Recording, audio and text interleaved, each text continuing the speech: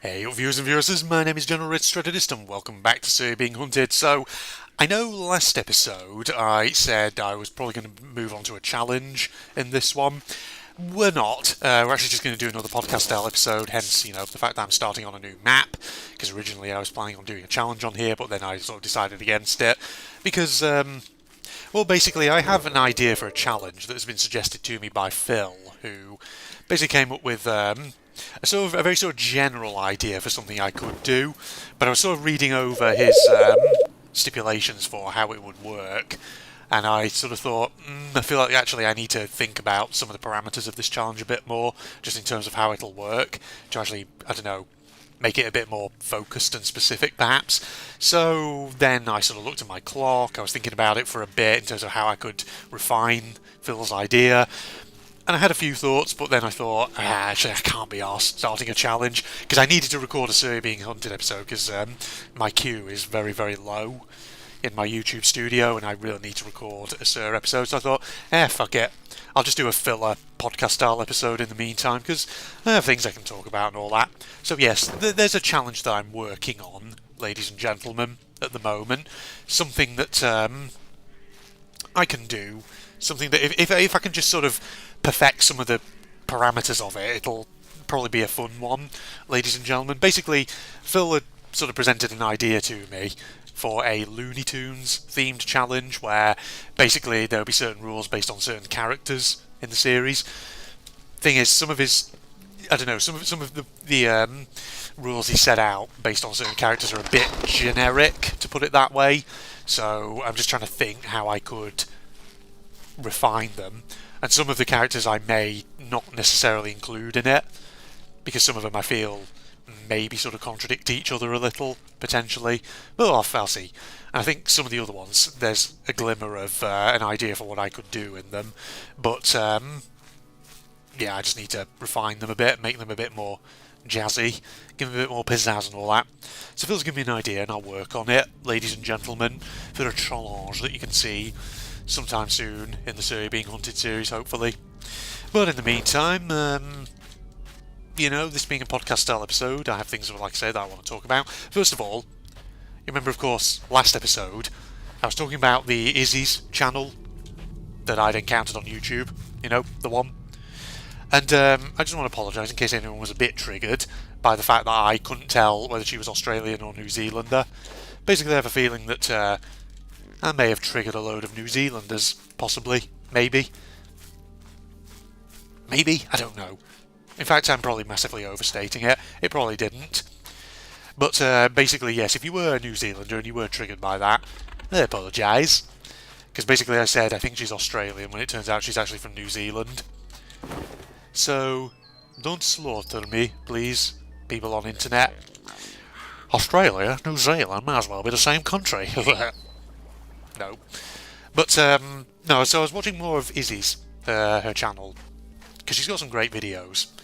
And one of the ones actually I was watching recently was the Rise and Fall of Slenderman, that one. Because you all know, back in the day, late 2000s, early 2010s, when Slenderman emerged on the Something Awful forums, and then he sort of seemed to blow up in popularity from there, and every man and his dog was creating some basic Slender Unity game, or whatever. And then, of course, eventually he sort of came into mainstream popularity, and he started to get the uwu anime boy treatment, to put it that way. And as a result, there was that kind of started to contribute a bit to Slenderman's decline in popularity. Also the fact that, let's not forget, there was also a friggin' high-profile attempted murder case where a couple of 12-year-old girls tried to stab a friend of theirs, claiming they'd been told to do it by the Slenderman. And yeah, that sort of kind of did away with Slenderman in the mainstream and all that. So I was watching that video, among others. But it's interesting because since I've started watching Izzy's on YouTube, I've started getting a lot of other interesting channels recommended to me, especially channels that have done long-form content, video essays, that kind of thing. And particularly, obviously, since, I'm a gaming channel and I upload lots of gaming content and all that, sometimes the YouTube algorithm sort of, sees that I like gaming. Then, of course, it sees that I watch a few long-form video essays. And then it sort of combines those two things and gives me channels which do gaming-related video essays. And I don't know if I can't remember if I mentioned before in So Being Hunted how some of the channels I get recommended, there's a lot of them that like to do in-depth dissections of games like FNAF Security Breach, why they don't work, stuff like that, why they're basically, kind of bad. And I've been getting more and more into those videos, I'll be honest, from a range of channels. Is it Design Frame? That's one of the channels, I think. Antisocial Entertainment is another one, among others. But basically, I found FNAF Security Breach really fascinating as a game, just because of the missed potential with it. It's a great example of a game which I kind of enjoy it for all the wrong reasons. I enjoy it not because it's actually a good, objectively amazing game, but for the opposite, because it's a game which, through bad development decisions, ended up being objectively kind of shit. And yet, despite being objectively kind of shit, it's weirdly enjoyable to me, because I went into it with low expectations, because I already kind of knew that it was bad. And so I've been watching a lot of videos on that, and it's been fascinating seeing the amount of cut content that Steel Wool basically trimmed out of it in the end for the final release, even though they'd worked so hard on a lot of it. And apparently there was just so much stuff they nonsensically cut out of it, which probably should have been left in, and it would have actually made the game better than it was. So there's that, but I'm not going to make this a FNAF Security Breach discussion video, because Lord knows I've talked about FNAF Security Breach before here on the So Being Hunted series. No, but since I was watching a few of those, YouTube then started recommending some other interesting content to me, and I got recommended a channel called Glamrock Dusky, who I believe is a game dev, and they've done a load of basically what looks like content, sort of particularly deconstructing games and assessing what makes them good, what makes them bad, that kind of thing. But so one of their videos got recommended to me, and I watched it, and it was all about kind of mascot horror again. I know I've talked about mascot horror before, about how oversaturated that genre has become ever since, Poppy Playtime really started to pop off, to put it that way. And of course, Poppy Playtime obviously isn't the first mascot horror. FNAF clearly, holds probably a distinction there, ladies and gentlemen. But it feels like Poppy Playtime definitely spawned a bit of a wave of crappy mascot horror games, and this video I watched by Glamrock Dusky was just fascinating for just how many there are, which A, I've never heard of, and B, which just really are not that well made. And so there was one in the video that she looked at which I have heard of, called Moozy, which looked like it was okay but not great. And what's often kind of interesting about a lot of these mascot horror games is they always try to have sort of like a gimmick in terms of their gameplay, something that they try to do to differentiate their gameplay and game mechanics. But quite often with a lot of these cheap budget ones, it feels like the devs don't really actually put much thought into that gimmick. I mean, let me give you an example. Let's go back to obviously Poppy Playtime that I mentioned a moment ago. What is the central gameplay gimmick in that game? Well, it's obviously the grab pack, right?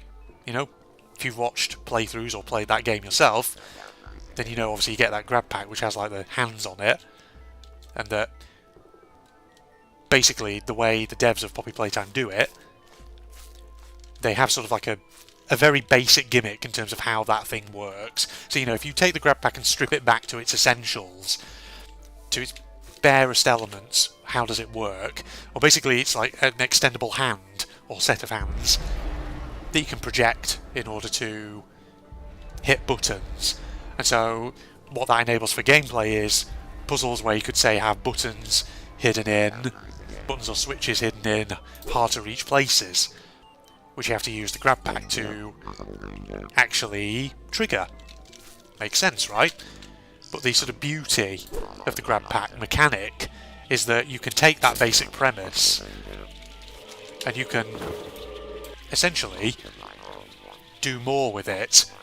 You know, you can go from the basic premise of extendable hands that can just be used to hit buttons that are out of reach to extendable hands with different properties and things that they can do. And that, of course, is what Poppy Playtime's devs have done in subsequent chapters. So obviously, you know, chapter 2 of the game, you got the green hand, which can hold an electric charge.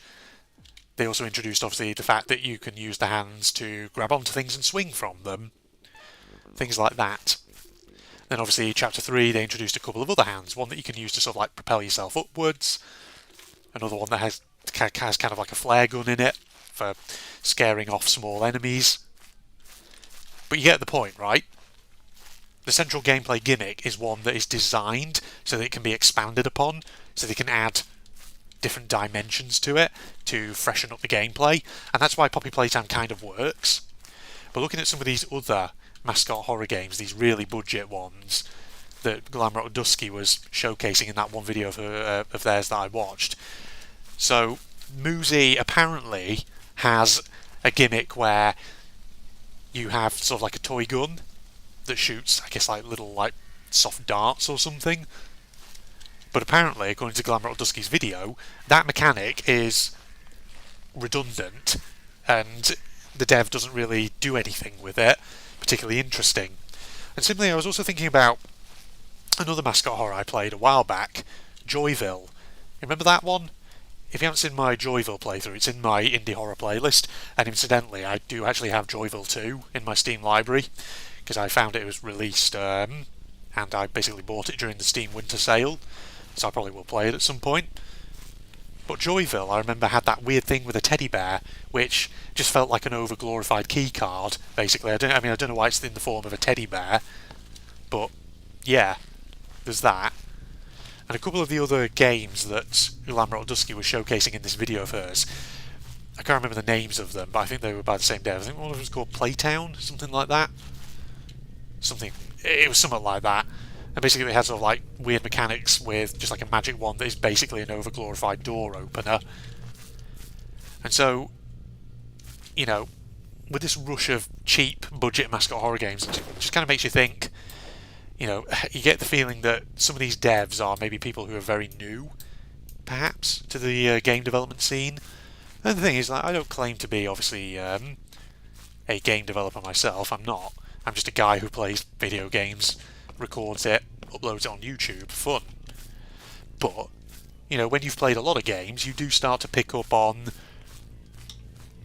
aspects of game design which things which you can do, which do work, and things which generally are not so good ideas. Or, you know, you pick up on development hints, things that make for good mechanics, stuff like that. And so I suppose the big deal with any Mascot horror game is if you're going to have like a gameplay gimmick in it, something that the gameplay really revolves around, you've got to think carefully about what that gimmick is. And yeah, you know, you probably want to start off from a really simple premise like Poppy Playtime did, of, you know, just a mechanical extending hand that you can use to hit far off switches and things. But like I said, the beauty of Poppy Playtime's gimmick is that you can actually develop that into more. You can do more with it, so it works. Whereas obviously the gimmicks in some of these other budget horror games I've just mentioned are very one note, to put it that way. And so from a game development perspective, that's why maybe those games don't really work or aren't very memorable. It reminds me as well, obviously, of Garten of Banban, which I've talked about before here. Another example of a cheap, really crappy indie Mascot horror series. Because I'm pretty sure the gimmick in that one is you have that drone. But from everything I've heard about Garten of Banban, the drone mechanic in that series of games is just really sluggish and just not very dynamic or interesting at all. So that's, I guess, is just another example of a kind of what not to do sort of thing in Mascot horror and all that. And, you know, Lord knows, game development's not easy. And sometimes thinking of a good gimmick mechanic that you can centre a lot of your gameplay loop around, you know, that's not easy. Because, like I say, you've got to sort of think about how, you know, not just at its simplest, what is that gimmick and how does it work, but also how do you then expand upon that? How do you then develop that into something more? Like I say, not easy. Not impossible, but not simple either. Yeah, I just felt like having a bit of a rant and rave about horror, ladies and gentlemen, given that that's very much what my YouTube viewing habits from the last few days have centred around. So I went on a bit of a rambling conversation there. Started out obviously talking about friggin' Izzy's and Slender Man, then went all the way through to friggin' FNAF Security Breach, then to friggin' Glamrock Dusky and the video that I watched of hers recently, then on to friggin' Mascot Horror. Yeah. But actually, just to go back to Slender Man for a moment, that Izzy's Slender Man video I was watching was actually interesting because it reminded me of... do you remember Marble Hornets, ladies and gentlemen? The channel that was doing a whole series about Slender Man on it back in the day.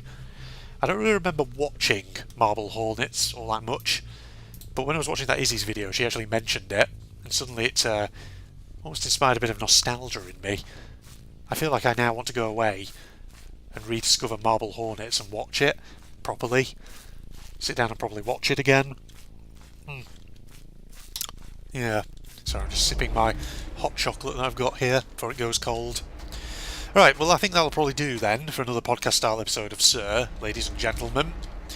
Hope you enjoyed listening to me just ramble on for 15 minutes or however long about Mascot Horror and just a load of stuff. Like I say, I will get to a challenge at some point. Phil obviously has given me the beginnings of a sort of challenge. I just need to work on it a bit, devise some slightly more kind of concrete rules and parameters to it so that it works. Like I say, I've got ideas. I'll figure something out and all that. Alright, social media links, propagandist channel link, etc, etc. can be found in the video description, ladies and gentlemen, for anyone interested. If you enjoyed, a like is of course always appreciated. Other than that, I'm signing off now. Goodbye everybody. Okay. Dragon has seriously gone into kidnapping Princess's castle. Jesus. I'm the zombie princess of the undead kingdom. Thanks for freeing me, love. Now come here and give us a big sloppy wet kiss. Yeah, I'd rather not, thanks. Okay, princess. Oh god, she's actually going to follow me. She has a really interesting way of walking. What if I got there? What? Wait, hold on, what's that slot one? Let me just... I can't throw it, apparently.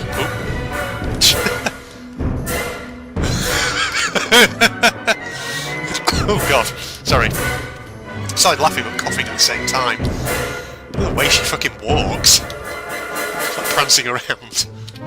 I don't need tar and tinder, I've already got one. Come on, princess.